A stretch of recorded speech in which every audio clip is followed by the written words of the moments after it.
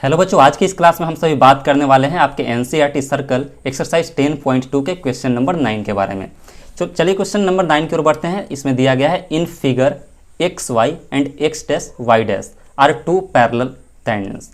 इस फिगर में दिया गया क्या है, एक्स वाई और एक्स डैश वाई डैश नाम के दो टेंजेंट्स है to a circle with centre O. Centre जिसका सर्कल का ओ है उसके पास दो टेंजेंट्स है। And another tangents A B with point of contact. दूसरा टेंजेंट क्या है, पॉइंट ए बी, जो कि पॉइंट ऑफ कॉन्टैक्ट से है। Intersecting X Y at A, X Y पे ए पे इंटरसेक्ट कर रहा है और एक्स डैश वाई डैश पे बी पे इंटरसेक्ट कर रहा है। आपको प्रूफ क्या करना है, angle A O B is equal to 90 degree, यानी कि एंगल ए ओ और बी, यानी कि ये जो पूरा एंगल है, कंप्लीट एंगल है, ये 90 डिग्री होगा। ये हमें प्रूफ करना है। ठीक है, तो चलिए गिवन में लिख लेते हैं। गिवन में हमारा क्या दिया गया है, गिवन में सब कुछ लिख लेंगे जो भी यहाँ पे दिया हुआ है। A circle with centre O, with centre O and two parallel tangents, two parallel tangents. Clear, सारा कुछ लिख लिया मैंने। अब क्या देखिएगा, यहाँ पे कंस्ट्रक्शन में लिख लेते हैं।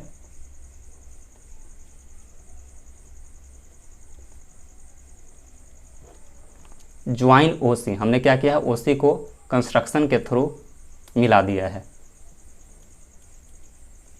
Join O C.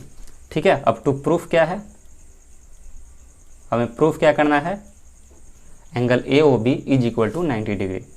Angle A O B is equal to 90 degree हमें लेकर के आना है।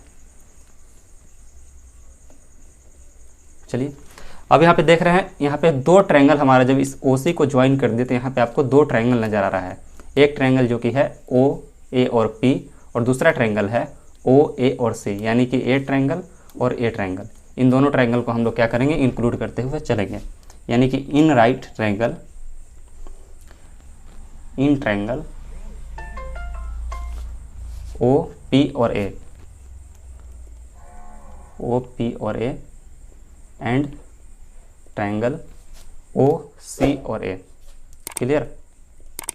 अब जैसे इन दोनों ट्रायंगल्स को लेकर के चलते हैं तो इन दोनों ट्रायंगल्स में हम अब कॉन्ग्रुएंस करना चाह रहे हैं। तो कॉन्ग्रुएंस करने के लिए क्या करेगा पड़ेगा, साइड मैच हमारा करना पड़ेगा। तो सबसे पहले तो O P is equal to क्या हो जा रहा है, ओ सी, क्योंकि दोनों ही सेंटर का रेडियस दिया गया है। तो O P is equal to O C, क्योंकि रेडियस है ऑफ सर्कल। ठीक है, और O A is equal to O A, common point आ गया। O A is equal to O A, common line, common line हमारा आ गया दोनों का दोनों। अब एक चीज़ हमें और खींचना पड़ेगा, क्योंकि जब भी हमारा तीन चीज़ हमारे पास होता है तभी हम ट्रायंगल को कॉन्ग्रुएंस कर सकते हैं। तो यहाँ पे तीसरा चीज़ क्या दिखा रहा है हमारा, O P is equal to O C, sorry A P is equal to A C. अब ऐसा किस लिए होगा, क्योंकि हमने पिछले थ्योरम्स में पढ़ा था कि यदि किसी एक्सटर्नल पॉइंट से दो टेंजेंट्स को ड्रॉ किया जाता है सिमिलर पॉइंट से, तो वो दोनों टेंजेंट्स क्या होते हैं, आपस में इक्वल होते हैं। यानी कि A P is equal to A C, A P is equal to A C. ऐसा इसलिए हो गया क्योंकि टेंजेंट्स फ्रॉम पॉइंट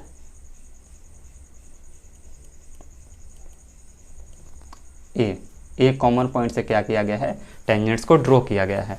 अब ये तीनों देखिएगा, जब तीन चीज़ हमें मिल गया तो दोनों ट्रायंगल क्या हो गया, कॉन्ग्रुएंस हो गया। Triangle O P A congruence हो गया ट्रायंगल ओ सी ए के।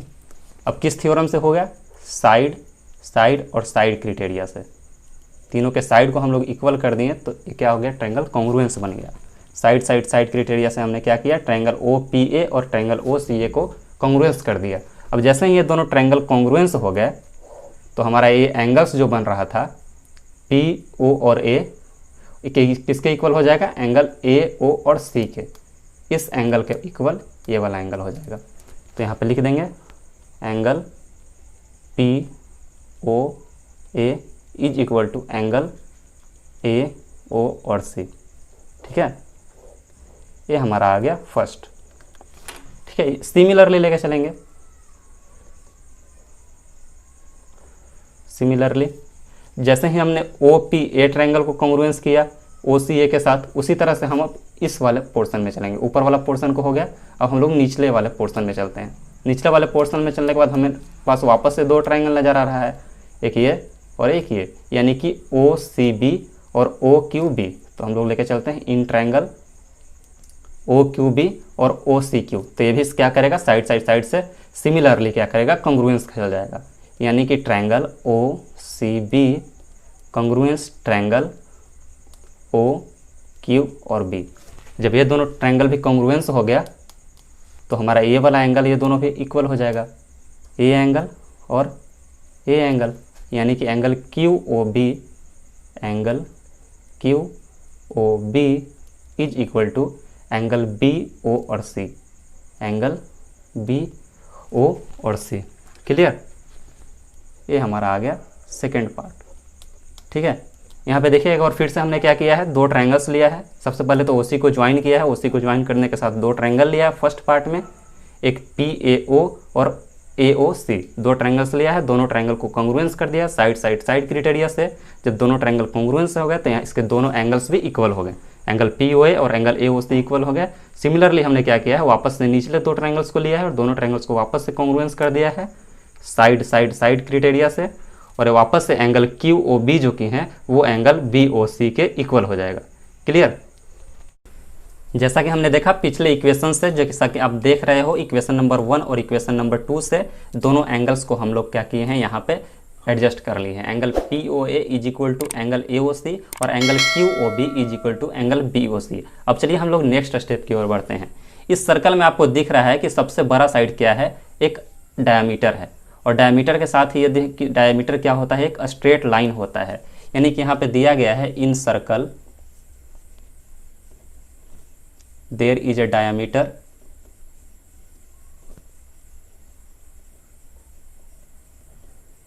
which is a straight line, which is a straight line। और हम लोग जानते हैं कि स्ट्रेट लाइन के यदि एक तरफ के सारे एंगल्स का सम क्या हो जाता है, 180 डिग्री होता है। यानी कि स्ट्रेट लाइन के एंगल्स के सम को हम लोग 180 डिग्री होता है, यानी कि sum of all angles is equal to 180 degree.